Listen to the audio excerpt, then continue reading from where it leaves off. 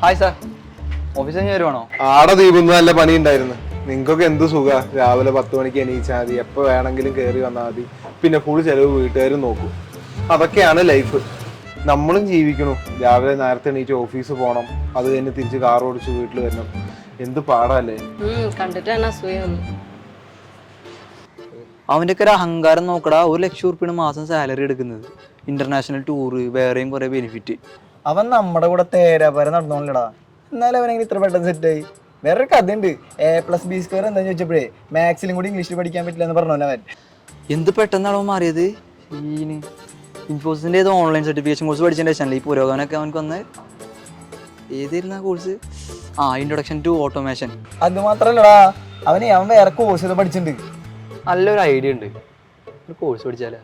ഏത് കോഴ്സ്? നമ്മളെ ഗിബ്സണില്ലേ, ആടാ മറ്റേ എറണാകുളത്തുള്ള. ഓൻ്റെ ഒരു കോഴ്സ് പഠിച്ചിട്ടാണ് ഇപ്പോൾ സെറ്റ് ചെയ്തിട്ടുള്ളത്. ഞാൻ ഇപ്പോൾ കഴിഞ്ഞ വീക്ക് കണ്ടായിരുന്നു.